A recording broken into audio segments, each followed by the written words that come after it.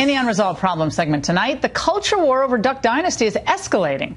Late last week, A&E caved into pressure from fans and reversed its decision to suspend patriarch Phil Robertson from the hit show after he sounded off on gays, race, and religion in a magazine interview. Now the network is under fire from liberal activists. Phil Robertson in the Duck Dynasty is part of a majority white supremacist culture that either consciously or unconsciously incubates hatred toward those who are different. With me now is Howard Kurtz, the host of Media Buzz, which airs Sundays at 11 a.m. here on FNC.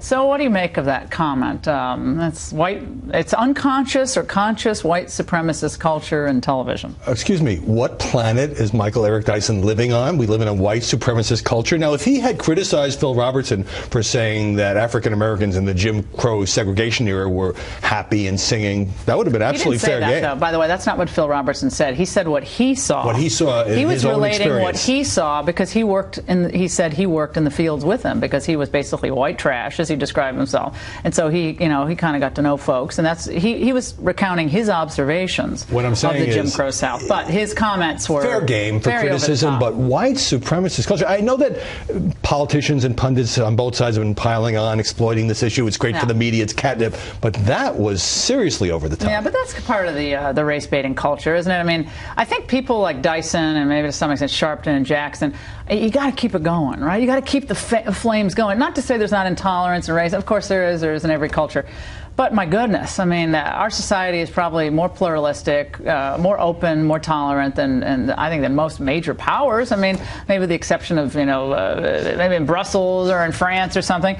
But it's a full outrage machine. Yeah, it is, and yet when I look at this A&E thing, and I talked to a lot of folks over the last couple of weeks about it, there really is a divide in the country, right? And it's obvious because I think a lot of maybe more traditional Americans, they see a lot of what happens in the culture as offensive to them. They see a lot of what happens on, I don't know, I don't watch any of these shows, but I don't know, Glee or Modern Family, whatever these shows.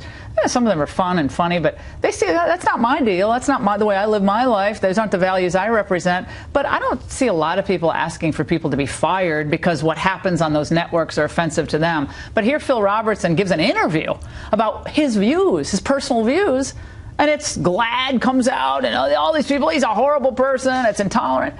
I just think they stepped over the line. I think GLAAD now looks like the bully, and I think a lot of people ironically see that organization as bullying basically good people who have a disagreement on the culture. Whether you agree with what Phil Robertson said or not, and I think his language was a little bit inflammatory toward gays, but I also understand that resonates. Well, millions upon millions of Bible-believing Christians who believe in 1 Corinthians, right, but when he kind of agree with his general view of the Bible. Forget his language. When he talks and gives a sermon and says that gays are arrogant God haters, that goes a little far for me. I wouldn't have suspended him, but here's what A&E did. A&E got on its high moral horse, and its executive said... But it caved to GLAAD. Why is it afraid of GLAAD? Why are people afraid of GLAAD? Well, A&E executives describe themselves as champions of the gay and lesbian community. This offends our corporate values, it said, so we're suspending Phil Robertson. As soon as the backlash heats up, suddenly the suspension is cut to, what, 0 days, and A&E says, oh, we'll put out some PSAs preaching tolerance. So this was a classic case of corporate spinelessness. Camille Paglia was on my radio show, and she said it was fascistic, almost Stalinist, how